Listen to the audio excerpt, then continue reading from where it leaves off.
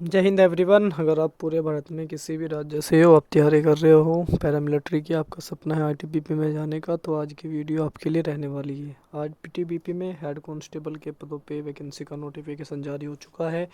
तो पूरी जानकारी आपको इस वीडियो में देने वाला हूँ। यहाँ पे आप देख भी पा रहे हो कि मिनिस्ट्री ऑफ होम अफेयर के अंदर आपकी ये आईटीबीपी की वैकेंसी आती है, और इसमें हम पूरी जानकारी आपको देने वाले हैं। जो ये भर्ती निकाली गई है, इसके बारे में आपको मैं पूरी जानकारी देने वाला हूँ। तो सबसे पहले यहाँ पे हम बात करते हैं recruitment for the post of head constable के पदों पे यहाँ पे वैकेंसी का नोटिफिकेशन जारी हुआ है, जिसमें हम बात करें यहाँ पे कांस्टेबल मोटर मैकेनिक के लिए भी यहाँ पे वैकेंसी रहने वाली है। तो चलते हैं, पूरी बात जानेंगे ए टू जेड। आपको मैं जो जानकारी है वो फुल नोटिफिकेशन, यानी जो आपको ऑफिशियली नोटिफिकेशन आया है उसके माध्यम से मैं आपको यहाँ पे पूरी जानकारी देने वाला हूँ, ताकि आप जो है आपको अच्छे से बात समझ में आ जाए, और जो भी नोटिफिकेशन में लिखी चीज़ें हैं वो आप बेटर तरीके से समझ भी पाओगे। इसलिए मैंने यहाँ पे ऑफिशियल नोटिफिकेशन ही चूज़ किया है आपके लिए, ताकि आपको बेटर तरीके से समझा पाऊँगा।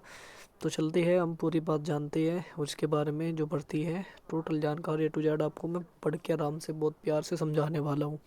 अगर आपको जानकारी अच्छी लगती है, लगता है कि वीडियो आपके लिए फ़ायदेमंद है, तो भाई अपना प्यार सपोर्ट अपना भाई पर बनाए रखना है, और वीडियो अपने दोस्तों में सबको शेयर करनी है, ताकि उनको भी पता चल सके, और जो ओवर एज है वो इसमें फ़ार्म ज़रूर अप्लाई करे। तो सबसे पहले यहाँ पे जो आपका रजिस्ट्रेशन है वो आपका यहाँ पे रजिस्ट्रेशन की बात यहाँ पे लिखी गई है कि रजिस्ट्रेशन जो है आपका यहाँ पे ऑनलाइन होने वाला है, न कि आपका ऑफलाइन। यहाँ पे ऑनलाइन आपके रजिस्ट्रेशन होगे। तो सबसे पहले यहाँ पे ये बात लिखी है, ऑनलाइन एप्लीकेशन आपके यहाँ पे इनवाइट किए गई है, और यहाँ पे मेल कैंडिडेट इंडियन सिटीजन होने चाहिए। आप पूरे भारत में से कहीं से भी हो सकते हो, आप इसमें फार्म अप्लाई कर सकते हो। इसमें और भी एक छूट है, जिसमें यहाँ पे नेपाल और भूटान यहाँ के कैंडिडेट भी इसमें फार्म अप्लाई कर सकती है, इनके लिए भी वैकेंसी है। अब वैकेंसी देखती है, सबसे पहले यहाँ पे हेड कांस्टेबल के पदों पे है मोटर मैकेनिक। उसके बाद यहाँ पे कांस्टेबल के पदों पे है, ये भी मोटर मैकेनिक की वैकेंसी है, यानी कि हेड कांस्टेबल और कांस्टेबल के पदों पे वैकेंसी रहने वाली है। उसके बाद हम देख लेते हैं, उसके बाद यहाँ पे आपकी सर्विस जो रहेगी, उसके बाद ग्रुप सी के अंदर आपकी जॉब रहने वाली है। जॉब आपकी यहाँ पे ग्रुप सी की रहेगी। यहाँ पे आपके फुल फॉर्म वगैरह बारे में डिस्कस किया गया है, Indian Tibetan border police force वगैरह, वो सारी चीज़ें यहाँ पे लिखी गई है, और यहाँ पे कब इनका गठन हुआ वो चीज़ें लिखी गई है, कब यहाँ पे स्थापना, सब कुछ लिखा है ए टू जेड। तो यहाँ पे कुछ रूल वगैरह भी लिखी है। यहाँ पे एप्लीकेशन मोड ऑनलाइन है, ये मैंने ऊपर बता दिया, नीचे भी इन्होंने मेंशन किया हुआ है। तो यहाँ पे इन्होंने डेट मेंशन की है, यहाँ पे लिखा है online application mode will be आपके ओपन हो जाएगी 24 दिसंबर से इसके फॉर्म भरने स्टार्ट हो चुके हैं। उसके बाद यहाँ पे लिखा है 24 दिसंबर 2024 एट यहाँ पे 1 बजे से स्टार्ट हो जाएगी, एंड विल बी क्लोज्ड अपने 22 जनवरी को आपके ये फार्म जो है भरने बंद हो जाएंगे, शाम 12 बजे से पहले पहले आपको फार्म भर देना है। तो ये मत सोचना कि टाइम है सर मैं बाद में भरा लूँगा, नहीं ऐसा कुछ नहीं है। अपने टाइम से पहले अपने फार्म को जो है फिल कर लेना है, ताकि बाद में आपको परेशानियों का सामना ना करना पड़े। बाद में तो भाई बाद हो जाती है, इसलिए मैं आपको बोल रहा हूँ अपने फार्म को टाइम रहते ही भर देना है। तो ये तो जानकारी आप सभी के लिए है। उसके बाद नीचे बढ़ते हैं, नीचे जो आपकी पोस्ट वगैरह है उसके बारे में यहाँ पे डिस्कस किया गया है, कितनी आपके यहाँ पे वैकेंसीज रहने वाली है। तो सबसे पहले हम देखते हैं यहाँ पे डिटेल ऑफ वैकेंसी के बारे में। यहाँ पे लिखा है डिटेल ऑफ वैकेंसी पोस्ट के बेस के आपकी जो वैकेंसी रहेगी वो आपके यहाँ पे अलग अलग कैटेगरी में कन्वर्ट की गई है। तो सबसे पहले यहाँ पे हेड कांस्टेबल की देख लेते हैं। इसमें आपके टोटल 7 ही वैकेंसी है, जिसमें जनरल की 2 है, एससी की 0 है, एसटी की 3 है, ओबीसी की 1 है, ईडब्ल्यूएस की भी 1 वैकेंसी। तो टोटल यहाँ पे आपकी जो वैकेंसी रखी गई है ओनली 7 वैकेंसी आपके यहाँ पे रखी गई है टोटल। उसके बाद हम बात करें आपके यहाँ पे कांस्टेबल के लिए है ओनली, मोटर मैकेनिक है ये भी, तो टोटल वैकेंसी है 44, और यहाँ पे जनरल के लिए 17 है। उसके बाद एससी के लिए 7, एसटी के लिए भी 7, ओबीसी के लिए 7, ईडब्ल्यूएस के लिए 6 वैकेंसी। तो टोटल ओवरऑल आपका 44 वैकेंसी रहने वाली है। तो वैकेंसी आपकी कोई ज़्यादा नहीं है, थोड़ी वैकेंसी यहाँ पे निकाली गई है। अगर बात करें तो आपकी यहाँ पे वैकेंसीज थोड़ी है, 51 वैकेंसी है आपके टोटल। तो उसके बाद आगे बढ़ते हैं ऑफिशियल वेबसाइट की बात। यहाँ पे हम बात करें तो ऑफिशियल वेबसाइट का भी यहाँ पे जिक्र किया है, ये रही ऑफिशियल वेबसाइट आईटीबीपी की। यहाँ पे लिखा है https://recruitment.itbpolice.nic.in। आप ये बाद का लिखोगे तो भी आप अपनी साइट पर जा सकते हो। ये इतना इतना लिखने की आपको कोई ज़रूरत नहीं है, सिर्फ इतना डाल देना तो आप ऑफिशियल वेबसाइट पे पहुंच जाओगे। जो आईटीबीपी की ऑफिशियल वेबसाइट है, सीधा आप जाओ क्रोम पे जाके आप सर्च कर लेना।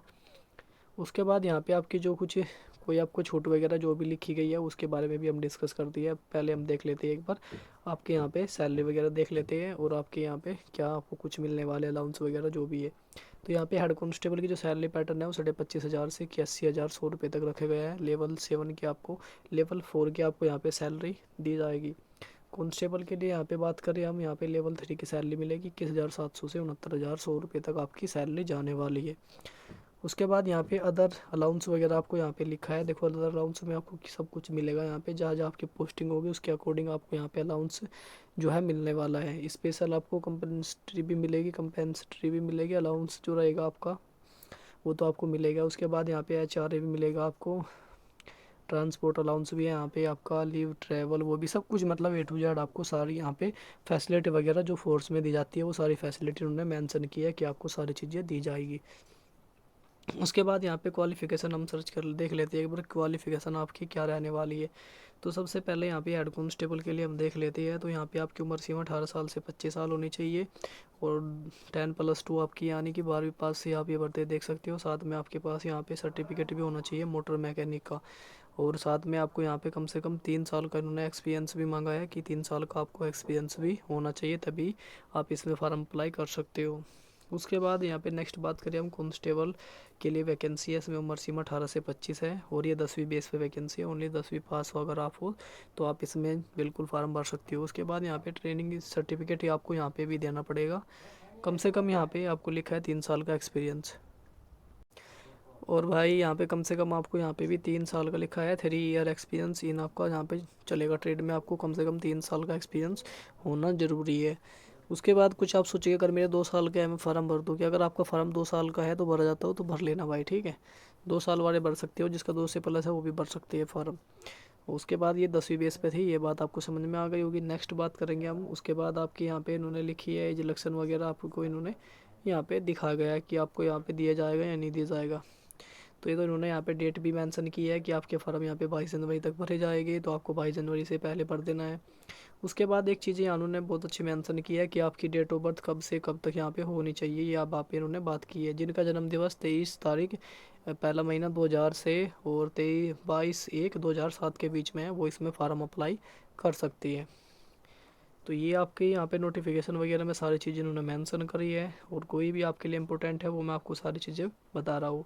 और भी हम नीचे आते हैं तो नीचे आपको यहाँ पे एज रिलैक्सेशन भी मिलेगा। तो यहाँ पे SC ST को मिलेगी 5 साल की छूट उम्र सीमा में। OBC को मिलेगी यहाँ पे 3 साल की छूट। जो एक्स सर्विस मैन है उनको मिलेगी यहाँ पे 3 साल की छूट मिलेगी। एक्स सर्विस मैन अगर OBC में है तो 6 साल की, एक्स सर्विस मैन अगर SC ST में है तो 8 साल की छूट का प्रावधान किया गया है। तो ये सारी चीज़ें यहाँ पे उनको मिलने वाली है। और जो भाई यहाँ पे गवर्नमेंट सर्वेंट है तो उनको वो 40 साल तक इसमें फार्म अप्लाई कर सकते हैं। मतलब अगर आप एक्स सर्विस मैन हैं तो आप यहाँ तक फार्म अप्लाई कर सकते हो।